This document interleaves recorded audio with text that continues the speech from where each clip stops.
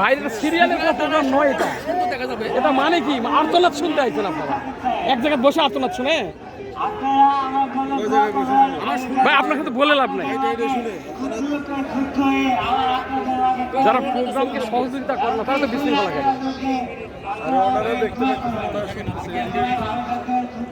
সিরিয়ালে দাঁড়াইলে সাংবাদিকরা দেখা মিডিয়া দুটো সিরিয়ালে দাঁড়া করে মিডিয়ারা ভেবে এখন তো আর ওই মিডিয়া লাগে না, এখন তো প্রত্যেক ব্যক্তি মিডিয়া। এই মুহূর্তে মঞ্চে বক্তব্য রাখার জন্য আমি আমন্ত্রণ জানাচ্ছি গণ-অভ্যুত্থানের অগ্রসেনা বৈষম্য বিরোধী ছাত্র আন্দোলনের আহ্বায়ক হাসনাত আব্দুল্লাহকে।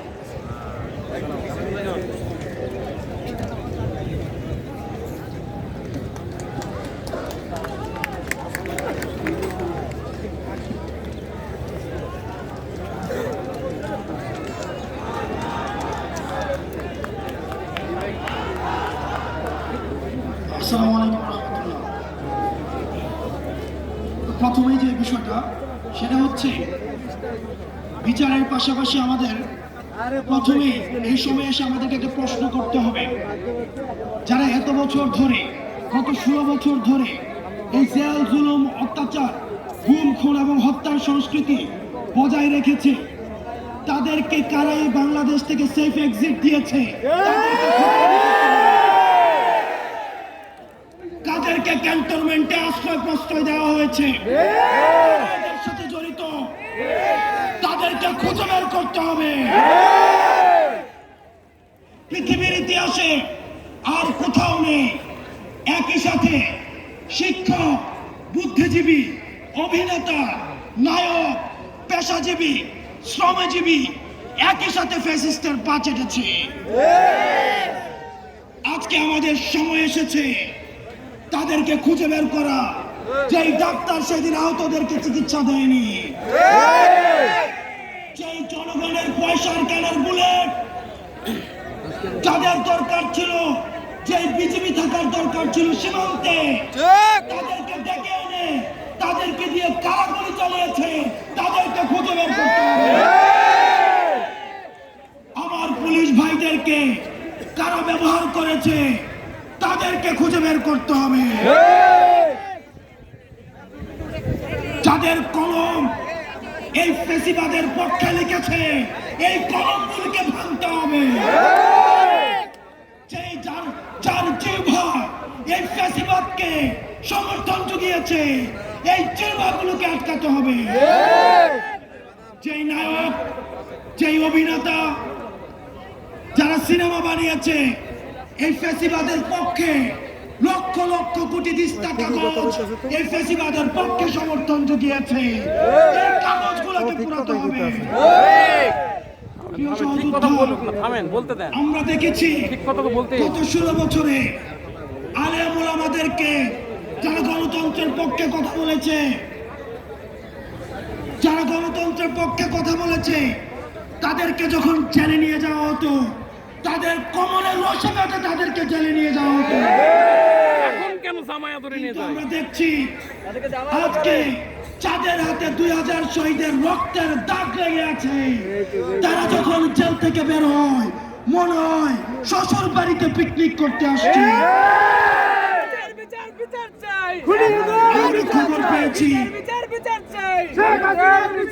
ক্যান্টনমেন্টগুলোতে, জেলখানাগুলোতে নাকি রাতের বেলায় ব্যাডমিন্টন খেলার আয়োজন করা হয়। প্রশাসন, পুলিশ প্রত্যেকটা স্তরে স্তরে এই ফ্যাসিজমের আখড়া গড়ে উঠেছে। প্রত্যেকটি জায়গা থেকে ফ্যাসিবাদকে উৎখাত করতে হবে। প্রিয় সহযোদ্ধা, আপনারা জানেন 71কে পুঁজি করে আওয়ামী লীগ গত 16টা বছর শত মায়ের বুক খালি করেছে, শত স্ত্রীকে বিধবা করেছে, শত সন্তানকে এতিম করেছে, শত মাকে সন্তান হারা করেছে।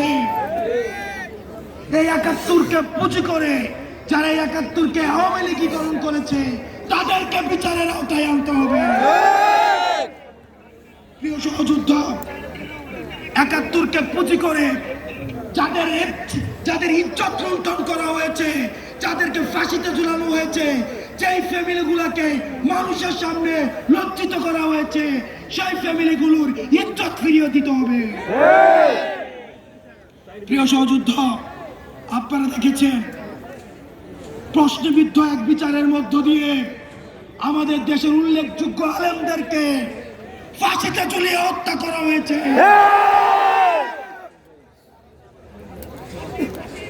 আমরা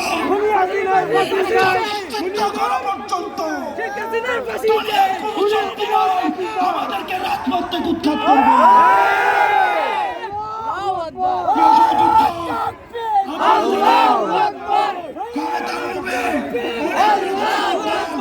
আওয়ামী লীগকে মাফ করে দেওয়ার আলাপ তুলেছে। আমরা আপনাদেরকে বলতে চাই, মন্ত্রিত্বের লোভে, ক্ষমতার লোভে, সংসদে যাওয়ার লোভে আপনি যদি মনে করে থাকেন এই আহতরা রাস্তায় রক্ত দিয়েছে এবং এই রক্তের উপর, এই পিচ্ছিল রক্তের উপর দিয়ে আপনি সংসদে যাবেন, তাহলে মনে রাখবেন জাতীয় বেইমান হিসেবে পরিচিত হবে। যে আওয়ামী লীগ এখনো পর্যন্ত একটা সরি পর্যন্ত বলে নাই, এখনো পর্যন্ত তার অপরাধ স্বীকার করে নাই, তাদের সাথে কিসের রিকনসিলিয়েশন? তারা ক্ষমা চাওয়ার আগে, তারা ক্ষমা চাওয়া তো দূরে থাক, তারা এখন হত্যার হুমকি দিচ্ছে বিদেশে বসে। কিন্তু আমরা দেখছি মুরব্বীদের মধ্যে তাদের জন্য মায়া হচ্ছে।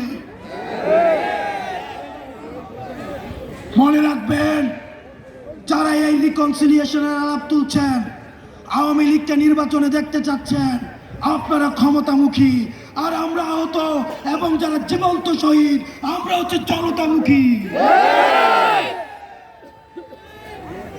যতদিন পর্যন্ত না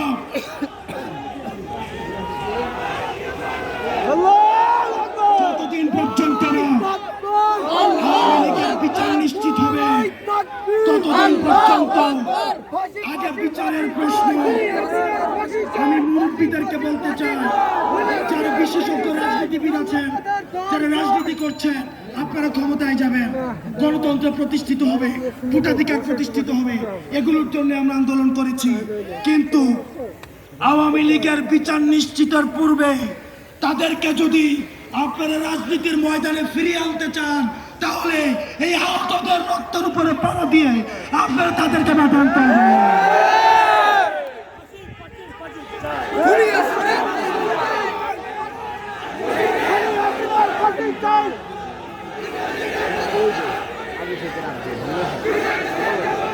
প্রিয় সহযোদ্ধা,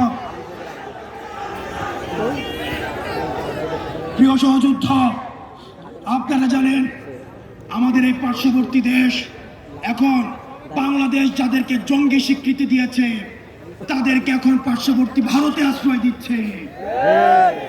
এই ভারতের বেতনভুক্ত কর্মচারী শেখ হাসিনা ভারতের প্রেসক্রিপশনে এই গুম, খুন, হত্যাকাণ্ডগুলোকে চালিয়েছে। এখন আমরা ভারতকে বলতে চাই, ভারত যেন সেফ হাউস অফ টেররিস্ট না হয়ে ওঠে।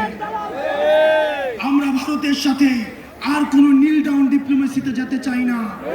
জানার কোন ডিপ্লোমেসি ভারতের সাথে চলবে না। ভারতের সাথে সম্পর্ক হবে চোখে চোখ রেখে।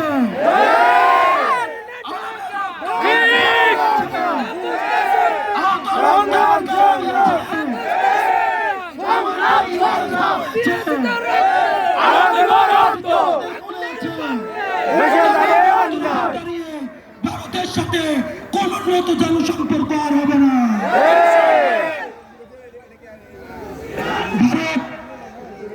ভারতের সাথে আমাদের সম্পর্ক হবে ন্যায্যতার ভিত্তিতে, আমাদের ঈর্ষার ভিত্তিতে।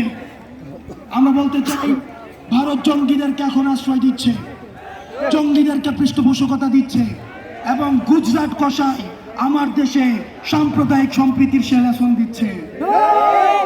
আমরা গুজরাট কষাইকে বলতে চাই,